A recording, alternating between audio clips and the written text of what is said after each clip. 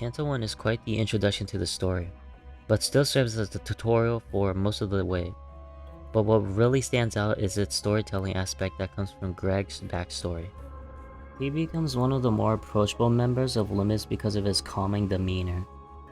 Throughout Canto 1, he also shows his level-headed decisions right up until the point he has to confront his deep trauma. But before we even get to that, the group just starts killing each other off. I felt so bad for Dante in this moment because he's forced to revive the sinners, which causes excruciating pain that he never wants to describe. It's so bad that he would rather have just taken death. After what feels like an eternity to him, all of the pain stops in an instant. I like to think of this as a callback to the end of the OST. It's really dark how the voices represent his pain, and once he laments, it's just quiet.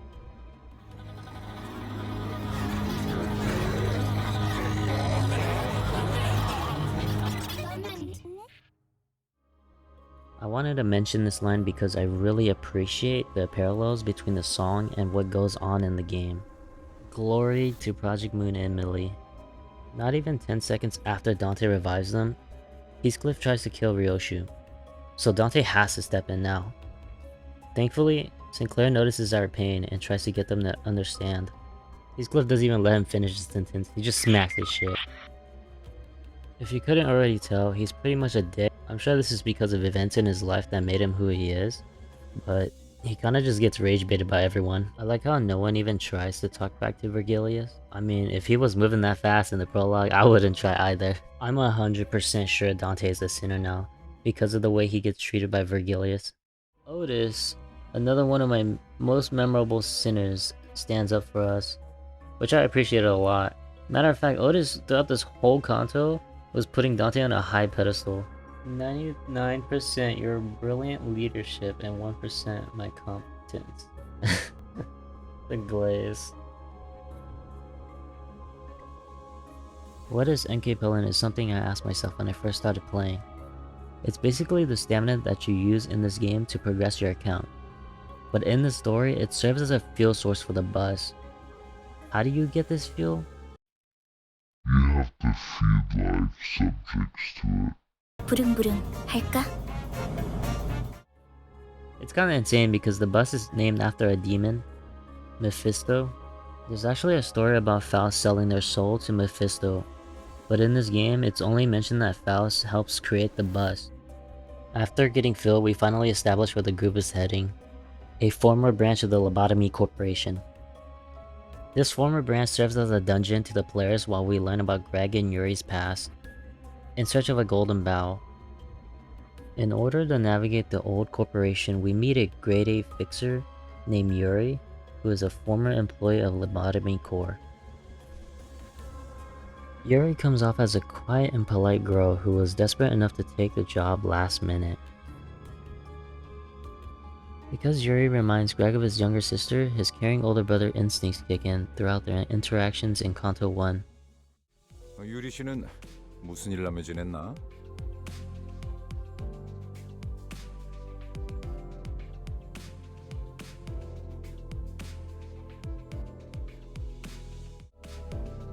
아직은 계약직이에요. 아하, 굳이 다시 이곳으로 기어 들어온 이유도 그걸 예전 직장으로 돌아가서 크게 한탕이라도 치면 팀장 자리라도 주겠대요? 실적을 세우면 계약 기간은 늘어날지도 모르죠. 그렇지. 보통 계약직 시절은 실적 하나에 목숨을 걸어야 할 때니까. 아, 그거 참 부질없는 목숨이네요. 어이, 아까부터 왜 이렇게 비꼬는 거야?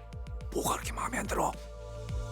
글쎄요, 처음부터 끝까지 마음에 안 드는 거 천지라. It's in this kanto that Greg and Yuri have to confront their guilt through the unfortunate souls who didn't make it out. Greg's first confrontation with Survivor's Guilt is when he meets his fellow G-Corp members who have become bitter and desperate without purpose, because there was no war left for them to fight anymore. 이 배신자 녀석! 아, 너는 전방에 소속돼 있었나 보네. 어때? 그래도 포스터보다는 실물이 낫지?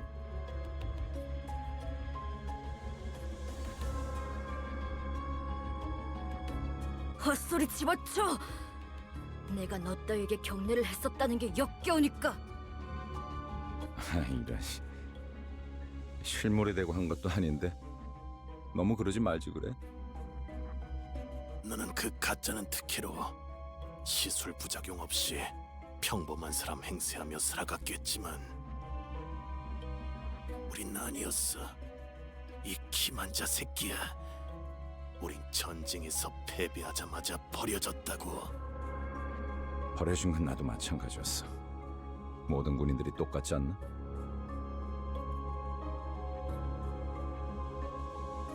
그 중에서도 너희들은 버려진 벌레처럼 살아가기 선택했나 보지? Meeting them just proves that him leaving behind his past was the best thing he could have done, and clinging onto it any longer would have done nothing good for him. It's also through this group we find out that Greg is quite popular amongst these guys. 누가 받아주면 구두발이라도 핥아줘야지.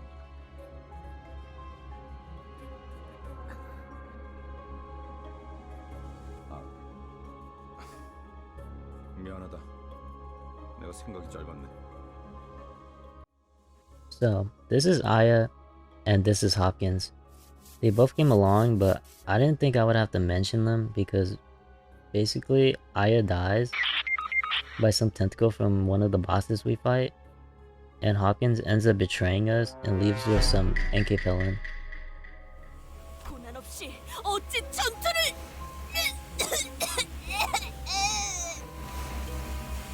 The poison gas that he left behind started to attack everyone's systems, but the only one who really matters here was Yuri because the Sinners had Dante to revive them. I really like this scene where Greg gives the mask to Yuri. 유품이나 챙겨주려고 들고 왔던 건데.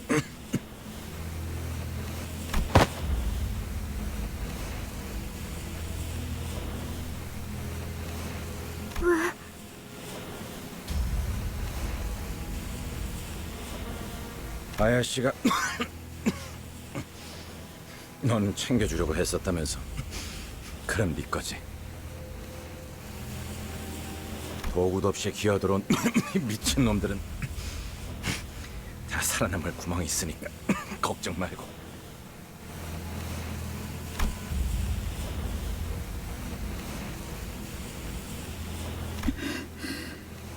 알고 있어요. 밤낮 없이 굳은 일을 도맡아봤자 아무 연고도 없이 사무실에 인정받는 게 쉬운 일이 아니란 거지만 지부가 폐쇄될 때까지 남은 시간은 고작 3분이었고 부지 메모를 시작합니다.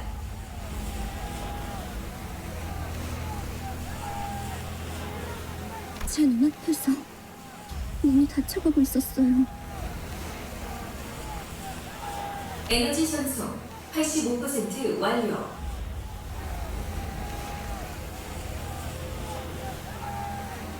유리! 날 두고 가지 마! 유리! 그럼 난 도대체 어쩌라는 거예요?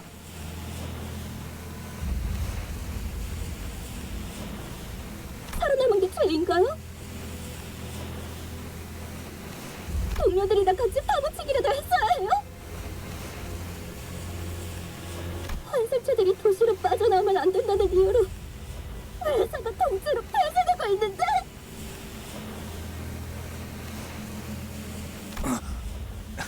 죄지. 이곳에선.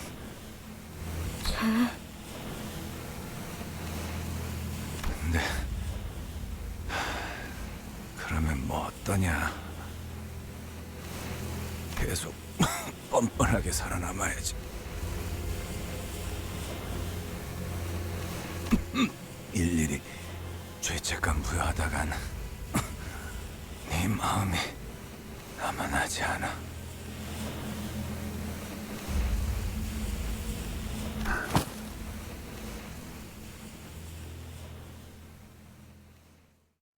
Yuri states that it feels wrong to take the mask because of her survivor's guilt. She's always been the last and only survivor. But this time was different though. She had Greg to tell her, even if it was a sin, who cares? You've got to keep living on.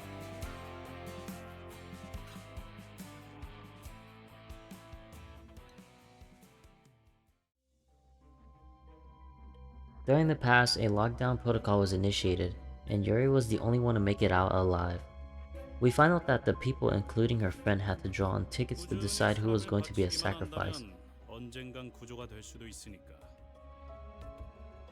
제비 뽑기로 몇 달은 버텼겠지. 일단 한 놈만 죽으면 잠깐은 버틸 수 있으니까.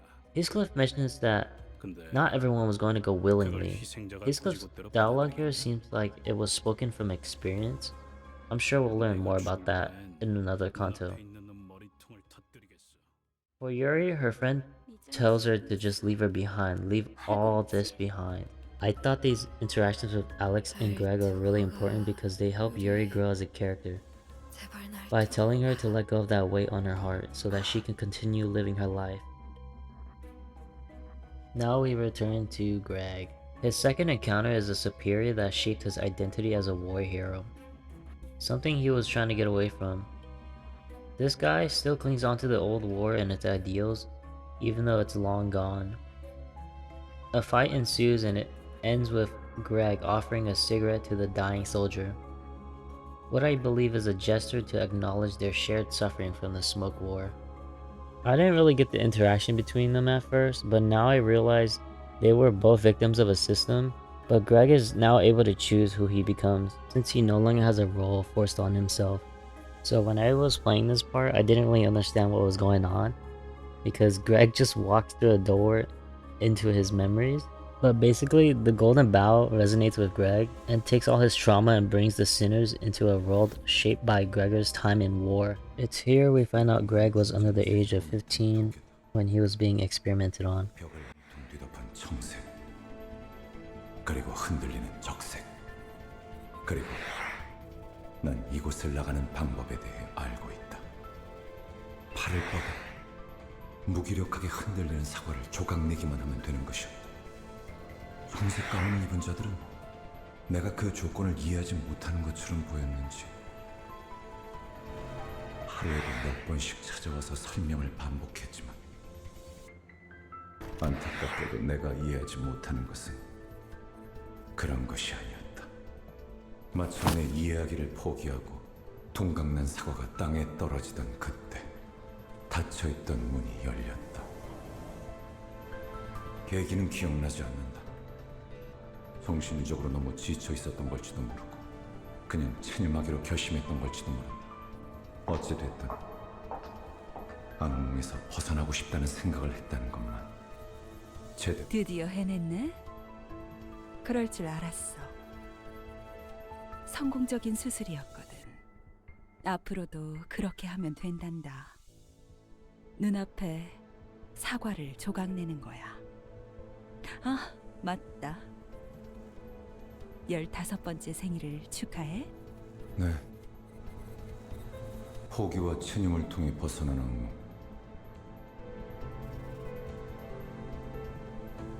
어느 날 아침 꿈에서 깨어나고 나니 나는 한 마리 흉측한 해충으로 변해 있었음을 발견할 수 있었다.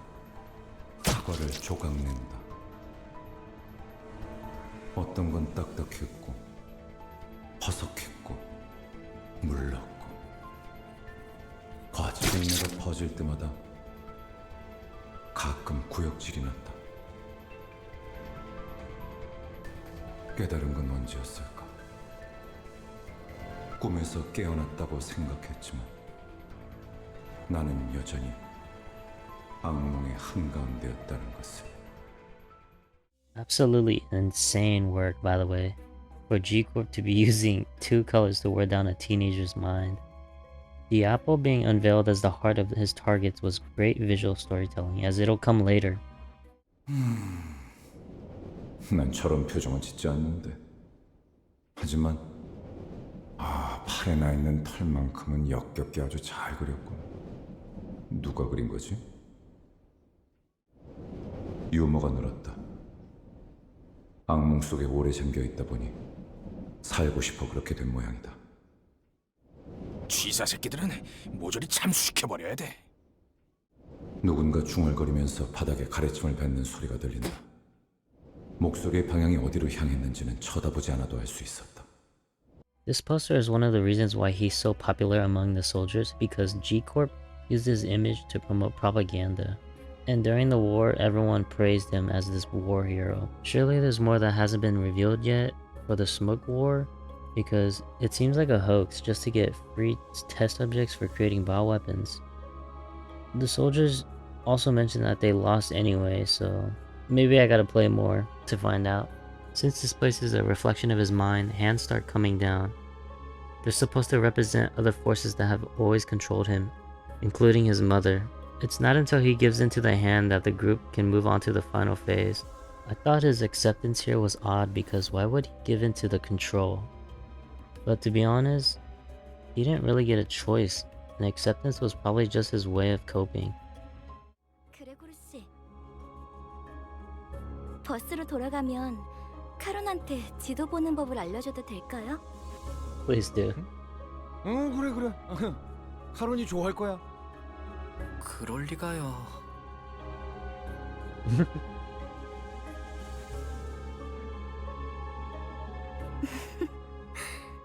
돌아갈 곳이 있다는 건 좋은 거네요. Please don't. Please don't give me hope like that.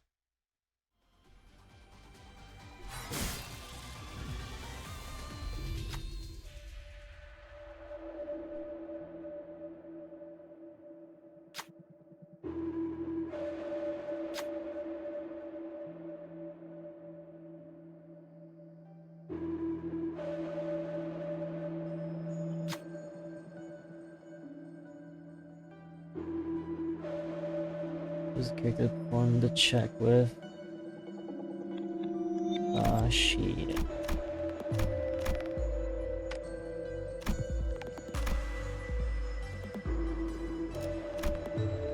Please win. Oh my. It's cracked. Shells suddenly begin to rattle. Oh, you gotta be kidding me.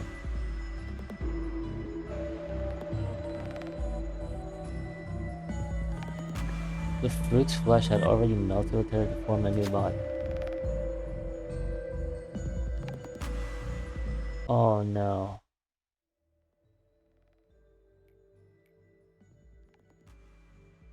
Is this scripted? Bro. 실패에 연연해하지 마세요. 듣고 싶지 않았어요.